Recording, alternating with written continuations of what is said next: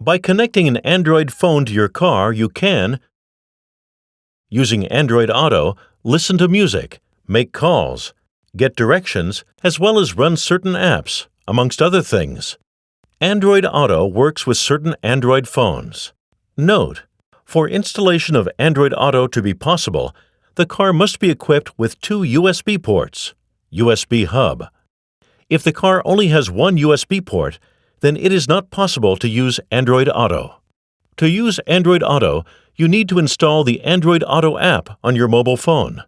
For information about markets in which the app is available, see Android Auto. Home button. If you are in an app, you can always press the Android Auto icon in the app view to return to the Android Auto view. Check Android Auto. The Android Auto apps can be controlled via the center display, the mobile device, or with the steering wheel's right-hand keypad. Voice control. Android Auto can also be controlled with voice control.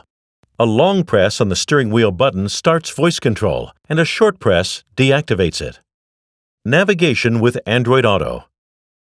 If you use map navigation via Android Auto, there is no guidance in the driver display or the head-up display, but only in the center display.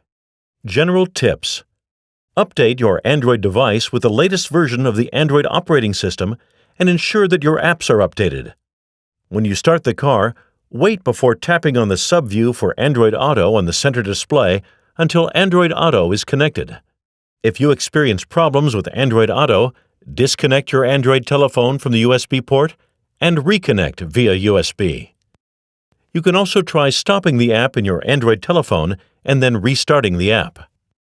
When a telephone is connected to Android Auto, it is still possible to stream media via Bluetooth to another media player.